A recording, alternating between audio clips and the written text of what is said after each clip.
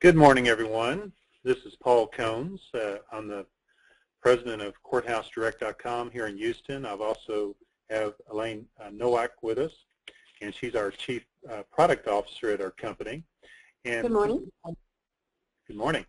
We wanted to just have a meeting with everyone to talk about the oil and gas industry and what we're calling redefining oil and gas research. I think traditionally there's a certain way that landmen and brokers and producers have worked with landmen, and we want to kind of inject some kind of new thinking into that process. Just to give you a little bit of background, you know, I'm a title abstractor by profession, and our company's been in business actually 33 years here in Houston. And what we do, a big part of what we do is go into courthouses and scan courthouse records. And when we go in the courthouse, we don't only scan the document images, but we also scan the handwritten grantor-grantee books that are in the courthouse too. In addition to that, we do scan all the oil and gas records and the probate records and all the plats and that sort of thing. So the depth of our information on our databases is really the kind of information we think that an oil and gas landman needs. If we only provided you the last 20 or 30 years of data as a landman, that's probably not going to really help you much except to maybe get started on a project. And so as we look at our discussion today, what we want to cover is what we call our new CourthouseDirect.com pricing. As an abbreviation, we call it TVP Plus pricing. Also, we're going to look a little bit at what we have in terms of grantor-grantee indexes and document images statewide. And mainly, our data is in Texas. So if you're on the phone call and you're outside of Texas, we do have a lot of databases. In fact, over 1,000 counties in Texas where we have document images online, but we may not have all the in-depth indexes that we would have in counties that are in Texas. Also, there may be people on the call that are not familiar with our Lease Alert tool that allows you to, we think, keep ahead of the competition and know what leases are being filed in an area. And particularly right now, people are wanting to know where the activity is and where they can get more involved. And the Lease Alert, we think, is a good tool to be able to do that. And then also, we're going to show you the Lease Check tool. Now, I wrote a little blog article. It's called Dropping Oil Prices, Rethinking Title Research. And in fact, at the end of our webinar, we'll be sending out just a follow-up email to you that will have this link that takes you to the article. But in the article, what I'm really talking about is, again, looking at the way that we do business as oil and gas landmen and kind of rethinking how we are paying our landmen to go out and get the work. But, you know, as we kind of formulated our questions related to the article, there are certain things that would keep coming up within the landman community, and these are the kind of comments or concerns that we would hear, and I'm just going to kind of read these. And one would be, we're not sure we can trust the quality of the data that we're getting from this private vendor out there who may be collecting the data. The other comment is our clients require us to search records at the courthouse itself. We also hear that it's cost prohibitive to pay for 50 or more documents when we only need to have a few of them that we need to put into our run sheet.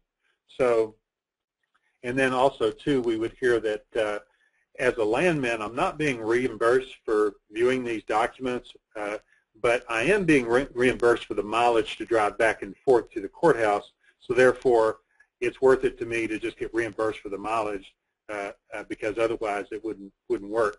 Another comment that we've heard is that our landmen are not very efficient on computers. So I would tell you that all the comments that you see in front of you are all legitimate comments except for the very last one. If a landman is not very efficient on a computer, I'm really not sure how they're going to survive in this industry. And so if you're not efficient, it's time to become efficient is what I would tell you. So let's kind of respond to these particular issues here. What about the quality of the data? I can really only speak for our company, but our company builds title plans for title insurance companies. So we have what we call a mission-critical product that we deliver to our clients, and therefore we have to make sure that we get all of the, when we're scanning the documents, we need to make sure we get all of the documents scanned as we're building the indexes, we need to make sure that we don't have any gaps in our indexes. I wouldn't sit here today and tell you that all of our indexes are absolutely perfect, but we make absolutely every effort to make them as close as they can be. I guess let me stop right there. I do want to point out that you do have a question answer button on your control panel, and Elaine is going to be monitoring any of those questions, so I should have said that when we started, but feel free to pose any questions that you have, and Elaine will either jump in the conversation, or we'll ask those or answer those at the end of the session here. So the other issue is that the client wants you to search at the courthouse. Well, that's legitimate because if you're going to drill, I would say, a $3 or $4 million oil well, and the client wants to know that you have not missed anything, then essentially they want you to go to the courthouse and look at that information. And I would tell you there's nothing wrong with that. But what I would also tell you is that you can do 90% of your work or even more of that work before you go to the courthouse. So if you can use the online records to build your run sheet, build your chains of title, and then when you go into the courthouse, you're going to be very, very effective because you already have your documents, you already have your chains of title, so you know the dates of time that you need to search. Let's say, for instance, you know you've got this owner that bought the property in 1920. We know they sold the property in 1930. We already know that what activity is going on there, so when I go to the courthouse, then I know exactly what I need to be looking for. And I would tell you that by searching both online and at the courthouse, you are delivering a product to your customer, I think that's far superior than anything else out there because you're actually double checking your work. So the other argument that we hear is that it's really cost prohibitive to download 60 or more documents a day, particularly when I'm only going to use maybe 4 or 5 documents in the run sheet. And that's a legitimate point there. And in fact, on the next slide, I'll show you kind of why it is cost prohibitive. If you're building run sheets as a landman, you have to look at every single document. You may only spend a second or two to open the book and realize, well, this isn't my property, it's in another part of the survey, but you have to look at the documents. You have no choice. And then also, too, the point is that you're being reimbursed for mileage, and you're not being reimbursed to view the documents. So therefore, what happens is you say, look, I'm going to make $30 or $40 being reimbursed for this mileage, but if I had to pay, let's say, 100 documents or $100 for the documents I viewed that day, it's just not very cost effective, and the client is not going to reimburse me for that. And then, of course, the cost of the documents is something that you have to be concerned about, just because every dollar matters. And we are in kind of a time right now where we do have to look at the money we're spending for our client, and it's important that we do that. But let's talk about the affordability of document images. So in my example here, I say that a landman is building run sheets, and he's pulling 60 or more documents in a day. Not unusual to do that. I know when I worked as a landman, I'd go in, use the grantor-grantee books, build a list of maybe 50, 60, 70 documents I know I need to look at. I have my list. I'm looking at the documents, and again, I'm striking through anything that I don't need, and anything that's left over I know I need to pull.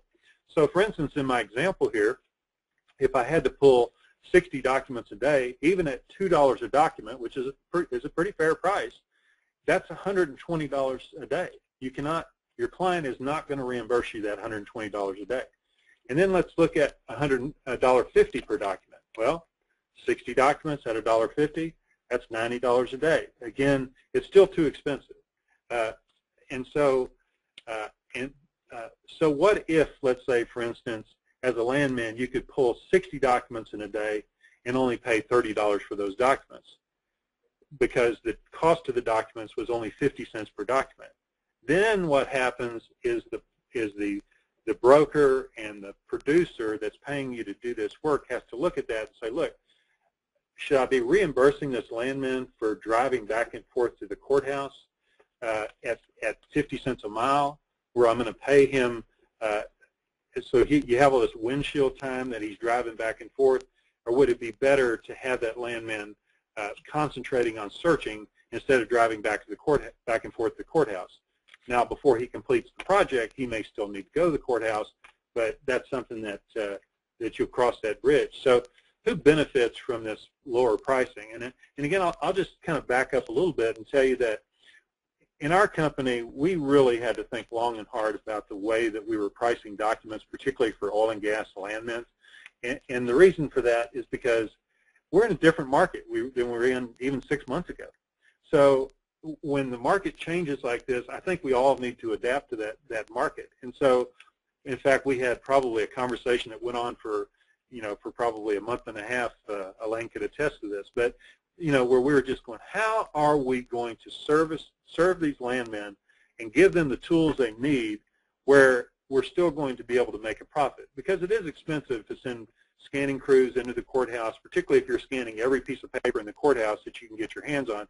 It's expensive to do that. We want to at least make our money back on being able to build these databases. So when you look at what the benefits are, I would tell you for a producer, they're going to pay less for what I think is a higher quality product. If you're searching your electronic data and then double checking that data against the courthouse, it's a higher quality product. I have no doubt about that. And it's going to cost less money because you're not paying the mileage, you're not paying the per diem, you're not paying the hotel expenses that you would otherwise. And then let's look at the broker. Why would a broker want to have a cheaper document cost? And I think the number one reason is because it builds loyalty with your clients. So if you're satisfying their needs of lowering your cost, then that's going to, I would think, ingratiate you with the client so they'll feel better about doing business with you. Another thing that we hear is, well, we try to use a landman that's close to the courthouse. That scares the heck out of me as someone that has hired abstractors and landmen before. I want to use the best landman that's available in the marketplace. And I don't want to have to rely on some guy that's local because I don't want to pay the expenses for overnight and that sort of thing. So I think this kind of alleviates that, again, assuming that you have the data. So also, too, I think important for a broker is there's less bookkeeping, keeping track of expenses and copy receipts and mileage and all that. I mean, who wants to do that? I mean, you probably have a bookkeeper on staff that does nothing but that's looking at little receipts and stuff all day long. So, I mean, eliminate that also, I think, helps you, too. And again, I get back to deliver a higher quality product to your customer. That's important. And then for the independent landmen, we know that there are some landmen that love to be on the road. They love to go to the courthouse. They love to, the dialogue that you have with other landmen in the courthouse and that sort of thing. So, I mean, I know that, and I appreciate that, and I love courthouses, and I love to go to courthouses. But one thing as a landman is that I need to produce a product for my customer. And so if I can produce that product, I would say from the comfort of my home or office, that's not a bad thing.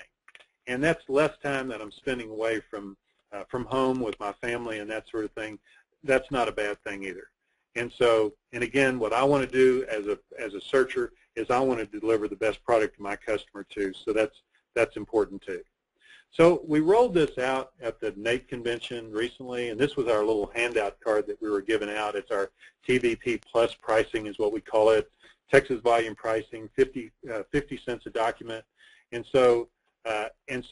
And then if you go to our website and you look at our Texas volume pricing plan, which is what I have a picture of here, you can see that we have a Texas volume pricing plan where the maximum you pay for a document in Texas for a document is $2 a doc, but you have to guarantee $50 worth of copies a month, which really is not a large threshold for any company. But that's based on the company-wide. So you sign up as a company, everybody in the company, whenever they need a copy, it's $2 max a document, assuming that it's certain counties in Texas. But this TVP pricing plan, the difference on it is that it's a 50 cent per document, but it's a $200 minimum per user. So, but if you're building run sheets in a courthouse and you're looking at 30, 40, 50 documents a day, then you'll blow past that $200 number anyway. So it's not something that you necessarily have to worry about.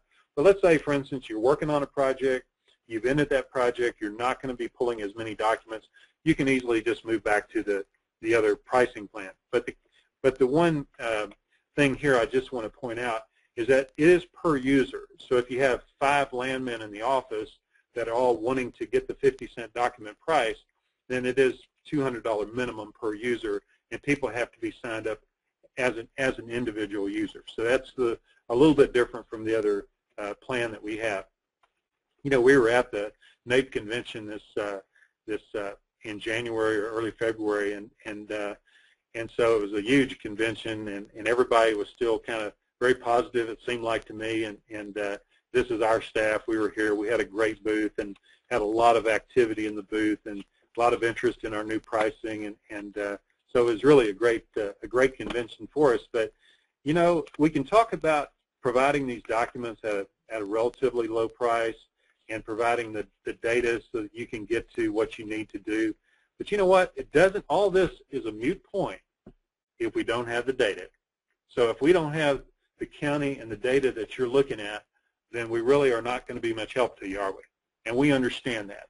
And so we are very, very aggressive on going into these courthouses and scanning every piece of paper in the courthouse. And when, again, we scan in the courthouse, we're scanning the deed records, the oil and gas records, the probate records, the maps, anything that we can get our hand on. So you can look at this map that we have here. You see how strong we are in the Eagle Ford, real strong really in the Permian.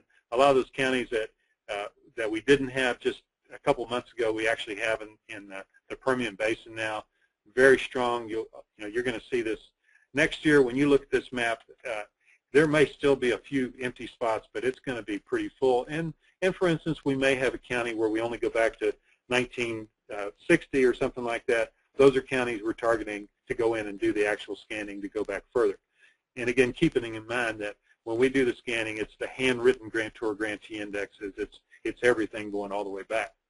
So now, when we talk about our data coverage, when you're on the CourthouseDirect.com homepage, you want to look along the left-hand side.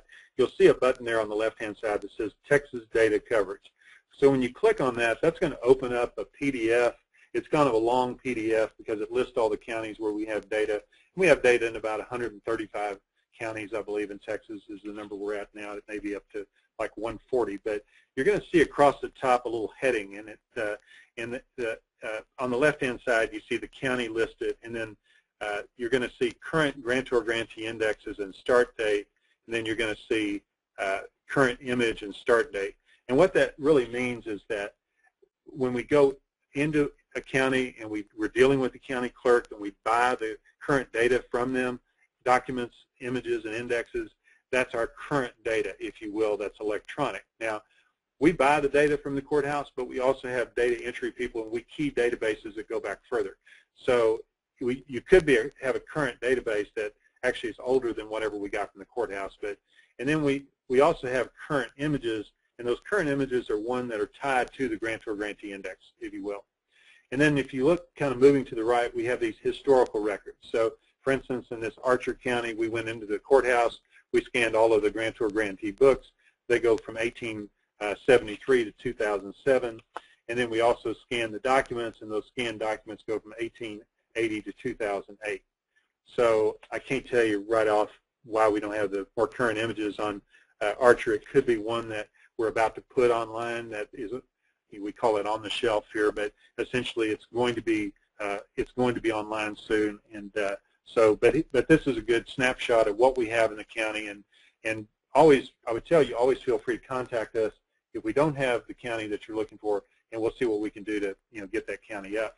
So that's kind of the end of the PowerPoint. I just want to go into the title plant. Again, our audience here today is really oil and gas folks, so my focus is really going to be on searching oil and gas, although we do have a lot of clients that are doing, that are lenders and, just abstractors and people that are doing a non-oil and gas type searching. But again, our discussion here today is really oil and gas. So if we look at what we provide for the oil and gas companies is, document images, as I mentioned, we have those nationwide. And if I click on available counties, you'll see we have over 1,000 counties in the nation that we have document images in. And in Texas, you can see we have 136 counties where we have document images. And then we also have free grantor-grantee indexes in a lot of counties throughout the state. And you can tell this is our grantor-grantee index, for instance, for Anderson County, Texas. And when we build these indexes, we build it as the grantor, the grantee, and then the party name. Because the way I like to search is by the party name. I want to see everything they've sold and everything they've bought. There may be instances where I only want to look at what they bought, but I always want to use the party name just in case something was cross-indexed or something like that. But let's say, for instance, I was looking for a name like Hooper, and the lady's name is Carol. And so I'm searching both grantor and grantee index for Carol Hooper, and I can see these are the records that I found with Carol Hooper.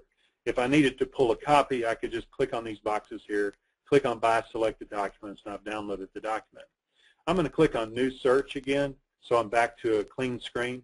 But let's say I know that Miss Carol Hooper owns some property in the Hanks survey, and I want to run title in the Hanks survey.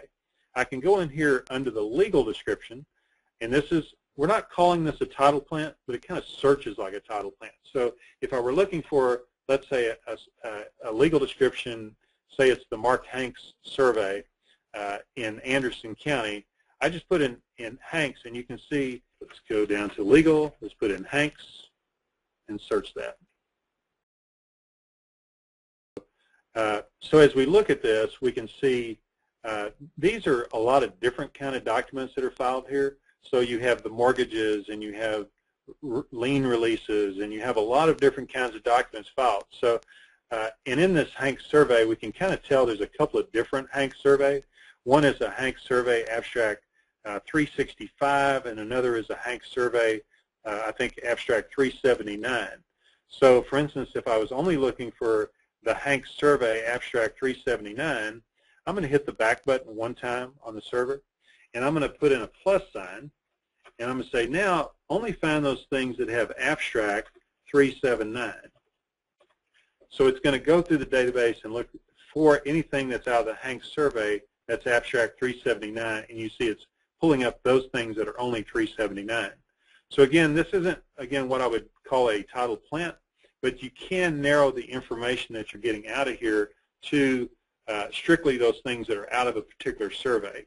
And this happens to be a very active oil and gas area, so you're seeing a lot of oil and gas activity here, but you're also seeing deeds, and if there was a mortgage, or in this case, let's say a contract, those records are showing up too. So I'm going to go back and click New Search, and you notice we do have a drop-down here, and we have a drop-down that says Lease Check. So when I click on Lease Check, I can do that same search in the Hanks survey. So let me do Hanks and search for anything that's oil and gas related. So it's going to look for, as you can see, oil and gas leases, if there's a mineral deed or an assignment or a pooling agreement, any of those things, it's going to pick up those specific things. If I want to narrow this down to, I see there's a Hanks abstract 309, again, I could do the same thing, just hit the back button, put in a plus sign, and then put A-309. You do have to enter it the way that it's typically carried there, and then it'll go through and find only those things that match abstract 309. And I may have done something wrong here. But so, and then for instance, if I knew that out of this particular county, there was an oil company called Ursa, it's called Ursa New, I think is what they're called. If I only wanted to look for lease check information against that particular name, I can put in that name and only pull up those things that are there. So, of course, you think about a traditional lease check, typically you're going to go into the tax office and you're going to find out who the taxpayers are in the area. You're going to start building a chain of title going all the way back. This is a snapshot of things that are out of a particular survey or a particular name. And again, it's not something that you necessarily are going to say, oh, these are all the leases that were ever filed out here. But to get a real quick snapshot of what's going on, I think that it's just a great tool for being able to do that. So I'm going to click back on the home button here, and then I'm going to, so that's our lease check. Again, if I click on lease check, this will only give me a list of the counties where I'm doing lease checks in, and so I'm not using the grantor-grantee index necessarily, but you can see all the different types of documents that we're pulling out here. And then the other thing I wanted to talk to you about on the oil and gas side is this Lease Alert tool. So for instance, before I got online today, I went ahead and kind of filled out my information as if I were signing up for a lease alert. So it's real easy. You know, you just put in your first name, your last name, your company name, your phone number, and you choose, you know, whether you're, you know, an independent landman or a broker, an oil and gas attorney, whatever it might be.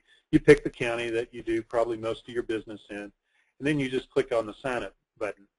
So essentially, that's really all it takes is to be able to sign up on the lease alert, and then and so you'll get an email that'll say you've signed up on it. But let's say, for instance, you know, I really want to find out what's going on in this state whenever there's new leases that are filed, and so I want to just go ahead. You can see that Midland's already been selected, but I want to select all of these counties. But you know what? I'm still looking for stuff that's over in let's say Martin County.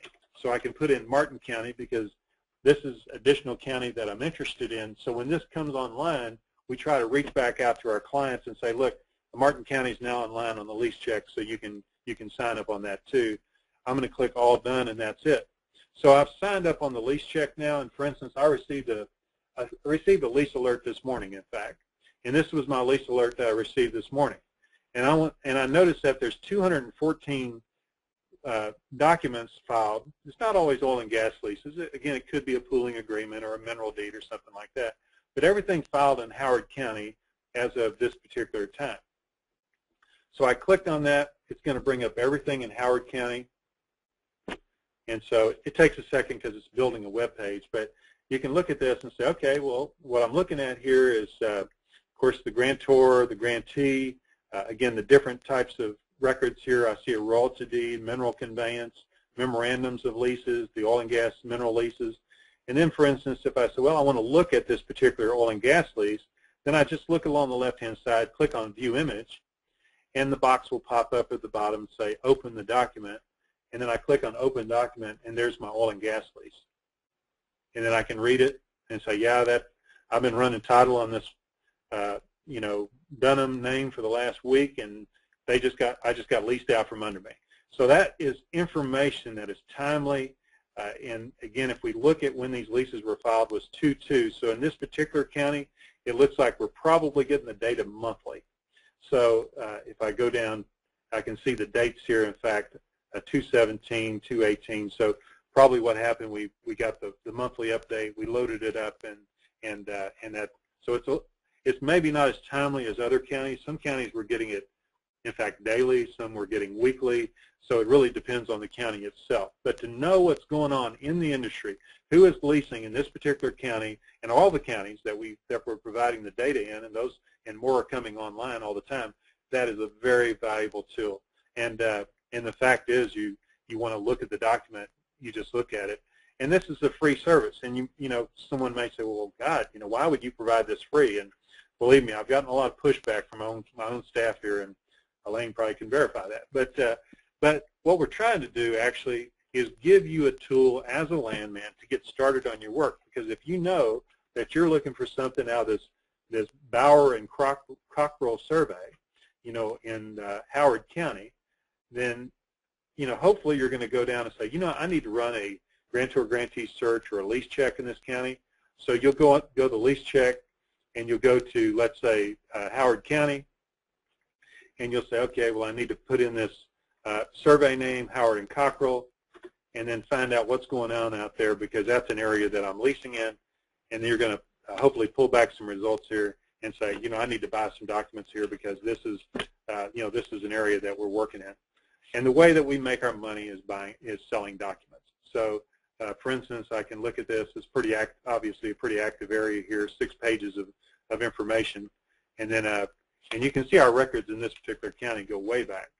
So if I wanted to, you know, pull up, you know, these particular documents, you know, typically I just, you know, click on the documents themselves, say, you know, buy selected documents. It goes to our image database and allows me to pull down the document. So I want to view that image. I just click View Image, and I've got the document on the screen.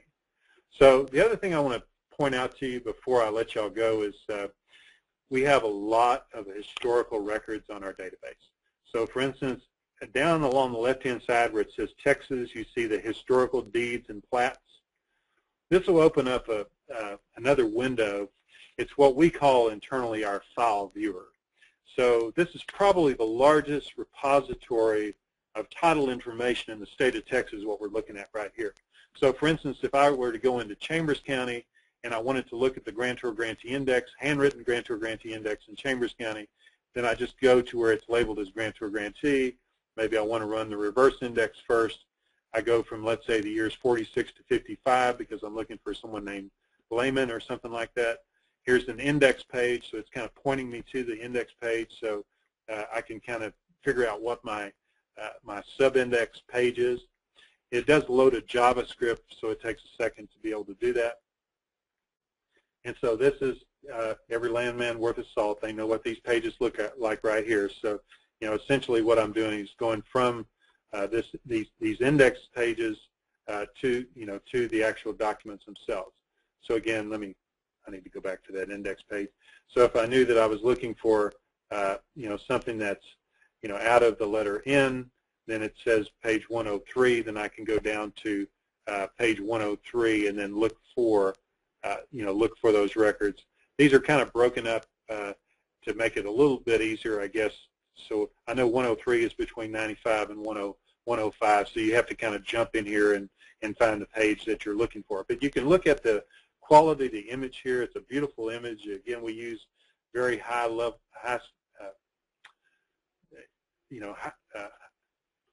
very good cameras. I'm not saying that very well, but you can actually adjust the lighting here. So if I want to make it darker or lighter, I can do that. And then you're just flipping through the pages, just like you were pulling a book off the shelf. And that's really what we wanted to do here. We want to make it as close to being in the courthouse as we can.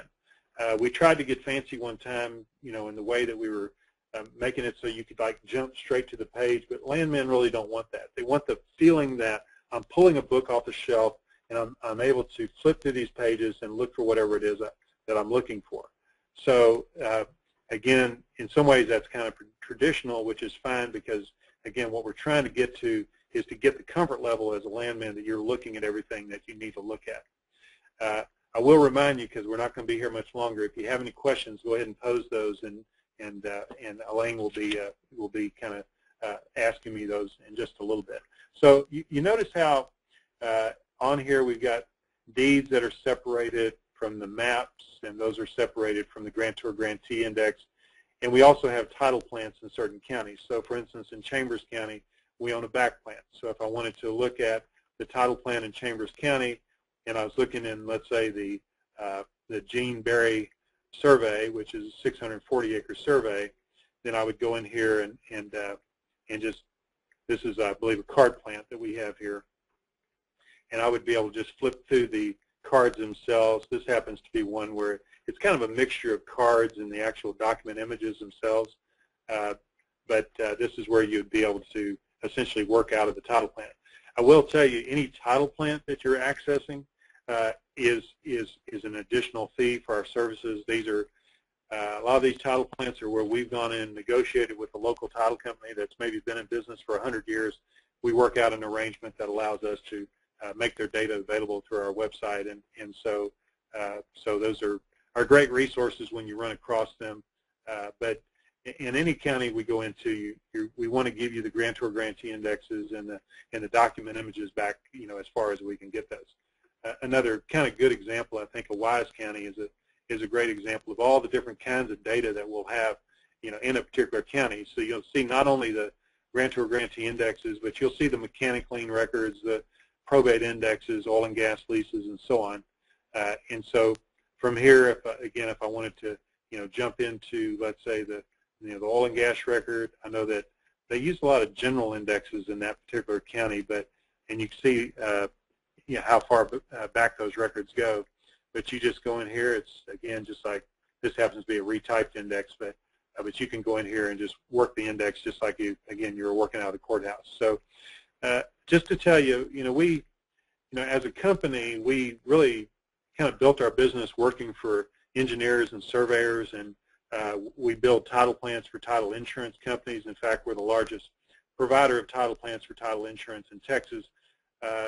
But it was about 2 years ago. My background was as an oil and gas landman, And about 2 years ago, we just decided, look, we have got to start providing this data, for the oil and gas industry. And so we kind of got to the game a little bit late, but we know what we need to do. It's kind of like a river that is, we want our river to be wide because we have data in as many counties as possible, but we also want the river to be very deep. We want the landmen to be able to go into a county and be able to get everything they need without having to go, going back and forth through the county itself. So, so again, that's really kind of the end of the presentation.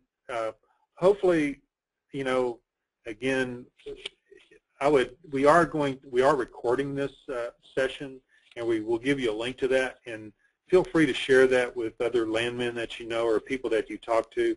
There is a bit of a change. We're kind of wanting people to investigate in terms of how they are doing business in terms of using electronic records, and if we can help y'all, get to be more productive at the same time,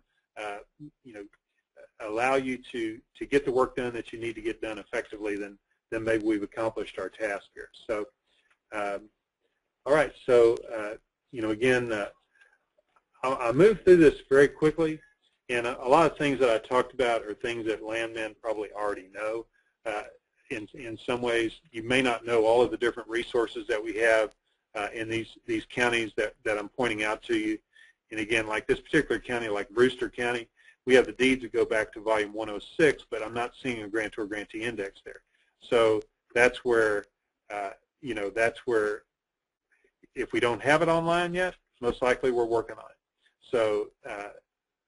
So, and then if there's something that we don't have and you need, then if you'll communicate that to us, we appreciate that, and it may be one that will just move up in the kind of the food chain, if you will. So, all right. Yep, yeah. We do have a couple questions that have come in. One of the questions was, could you possibly run through what a sub-search is? And while you're going to set that one up, we also got a request that said, are we able to sort the results by date, either for the lease check or for a basic search? Okay. So let me show you the sub-search. So I'm just going to go back into the to the index itself, and I'm going to go to Texas. A couple ways to get into the database. You can just drill down to the county if you like. I'm just going to go to Harris County just because it's easy, and I'm going to go to the grantor-grantee index in Harris County. So for instance, we have a name that we're looking for, and the name is Smith, and the first name is Anna. And I want to look for everything with Anna Smith in Harris County. Well, Harris County is a large county, a lot of records in Harris County, and Anna Smith is a fairly common name. So you see that's 523 records in Harris County.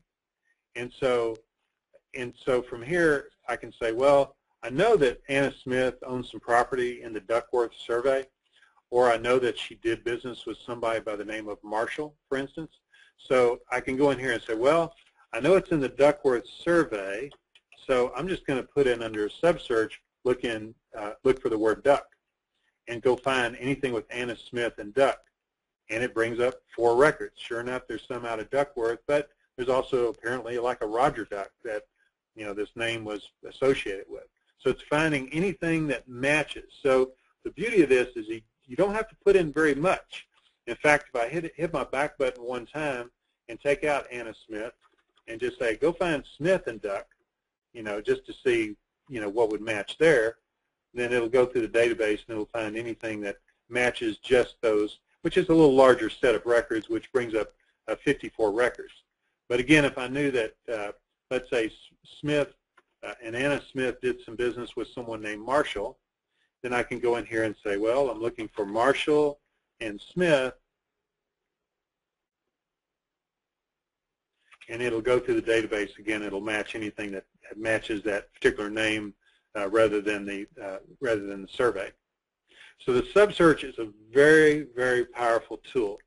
And again, you don't have to put in much information for it to be able to match that up. And let's say, for instance, I'm seeing where Marshall and Smith did business together, and I'm looking for let's say an affidavit or something like that, I could keep narrowing this down if I wanted to. So let me just actually spell out Anna Smith, because I was bringing up too large a subset. Now, so there's the agreement that I'm looking for. So I want to buy that document. I just click on Buy Selected Document, and then it'll go to the image database, and it'll pull that document back. It is kind of a funny document. I don't know if y'all have ever seen this, but this is Anna Nicole Smith, and also known as Vicki Lynn Marshall. They went on a little shopping spree to New York. Harry Winston's, he bought her a $455,000 diamond ring and a $493,000 necklace, spent $2 million that day, put 1.6 on the American Express card. I like this document not only because it's kind of funny, but it shows you how you can take a common name like Smith, match it against Marshall, and be able to bring that information together. Now, the other question that they had about, can I sort the information by the date? Now, you can sort these columns if you want to by a date, but when you do a search, the information comes back in chronological order already.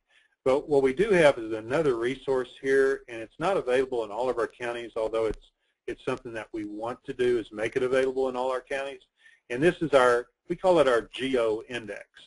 So for instance, if I was searching a property, let's say let's pick kind of an oil and gas county here. If I was looking in Madison County, for instance, and I was looking for, I'm just going to put in a name Martin just to pull up some records here. So I'm looking for someone named Martin who owns some property in Madison County. Then I'm just running the search, and I can see all the activity here with Martin. But what I'm specifically looking for is, let's say, something that's out of the Hall survey that's a 29-acre tract. I can go back here, hit the back button, and I'm going to search under the legal description. So I'm looking for Hall, and I think I said it was a 29-acre tract. So let me put in 29 acres. And say, go find anything with Hall that has 29 acres. So it's going through the database, building a list of whatever it finds where those things match, and I can see all of these things that match. And then I can say, well, I want to add all this information into a run sheet. So I can actually build a run sheet on the fly here. So I can say, well, now some of these are 293 acres. I can see that, but I'm doing this just for illustration purposes. So I can name the report down here at the bottom as, let's say, tract 10 or tract 20, whatever it is you're working as a landman. I want to add all that information to the report. And now that I've run that, I say, well, I need to run everything that has this Jane Wakefield name in it. So I'm going to take that Jane Wakefield name. I'm going to run that under our general search. The general search is kind of, it searches everywhere in the database. So I'm just going to look for everything with Jane Wakefield.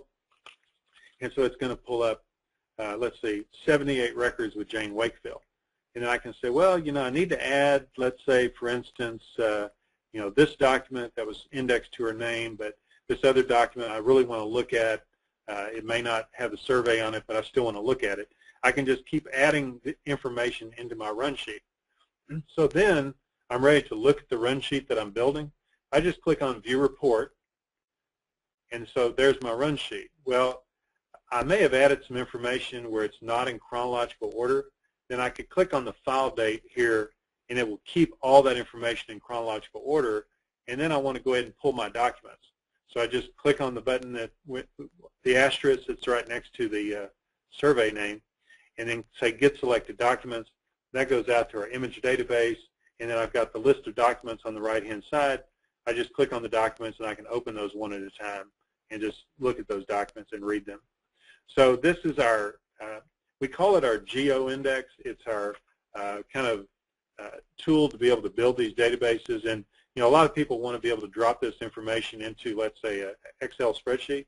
So essentially I just clicked on a button that says Switch to Edit Mode, and I can take this information, again, just kind of being careful how I copy it, and then I can just go into let's say, Excel. Here's my Excel spreadsheet. I can just paste that. So essentially, I've just dropped that information into this Excel spreadsheet.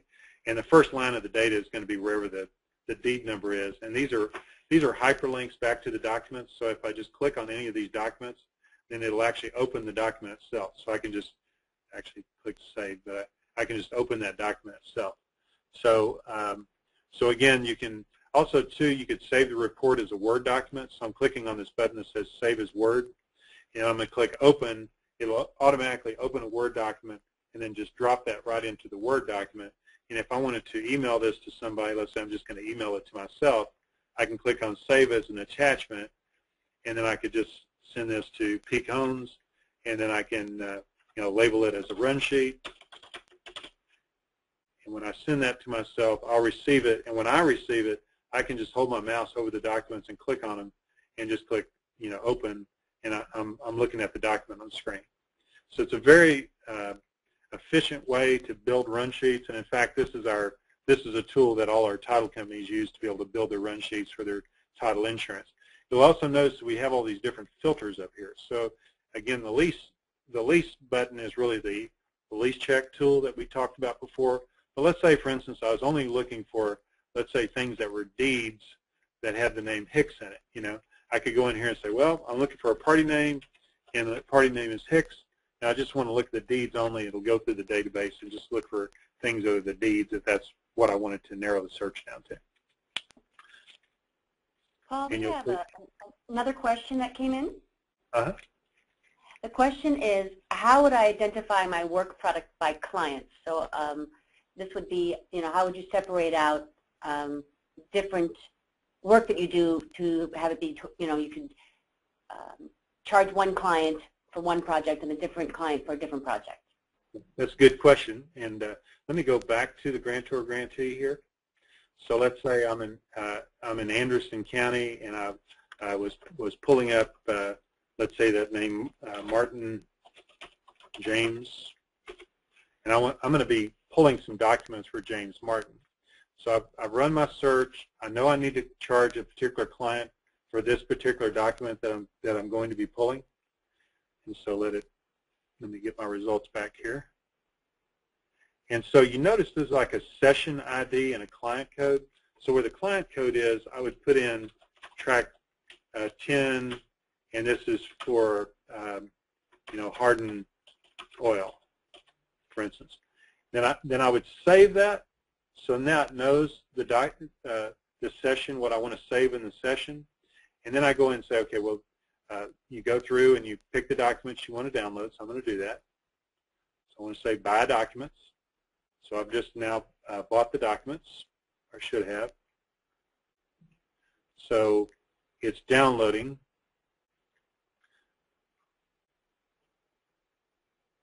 Some of these images are on some servers we own in California, and it takes a few more seconds to download. And I may have pulled a document that was a little older than the electronic images that we have for that particular county. But in fact, it's probably not going to show a document. Refresh.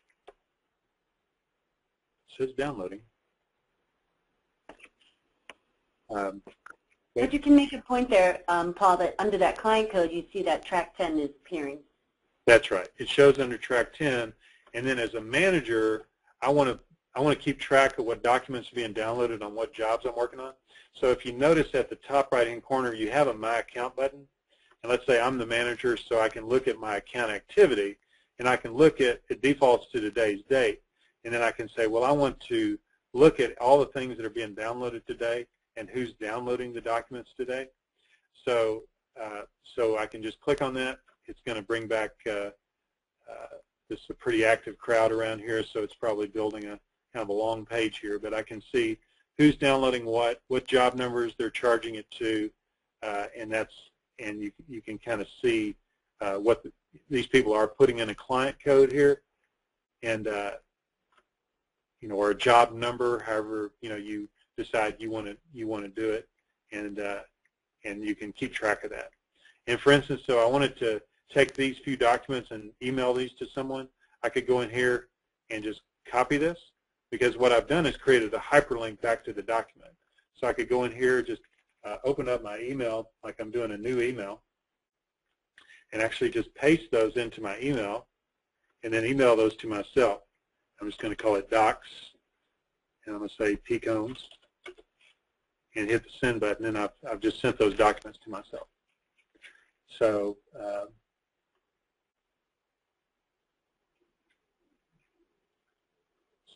I'm opening the email. That's the email I just received. And again, I would be able to just click on any of these documents and then click open, and then I'll have that document on screen. Lubbock County. So, well, I think that should be it. I don't want to keep y'all too long, but I really appreciate everybody being on the line today. And Elaine, unless there's anything else that you wanted to mention or that I maybe didn't mention in the presentation. Well, we did have one more question sneak in here, and the question was, could we explain the GIS feature? Now, I would say you could probably give a high level, and that we could probably follow up with that person and give them a more in-depth GIS mapping tool demo. But why don't you go ahead and give a high-level overview of what the GIS is? Yeah, I'll do this very quickly because, again, I don't want to keep everybody. But on the home page, there is a button that says GIS, and you click on the button that says Access the Map. Now, mainly the GIS that we have is for the major real estate counties in Texas, although our goal is to build this in the oil and gas counties too. So, for instance, I think we probably have Midland County out here. But if I wanted to zoom down to an area, let's say in this particular county, then I can just, actually I guess that's Ector County, I can just drill down to that area. And so from here, if there's tax information that we have overlaid into the database, we can look at that.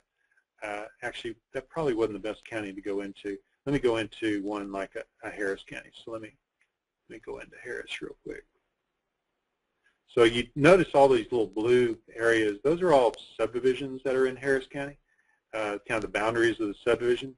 And as I drill down, you can see, you know, these are all like the lot numbers and that sort of thing. And one reason we built this tool is, let's say, for instance, I'm doing a road widening project, or I'm doing a pipeline and I want to notify everybody along the pipeline.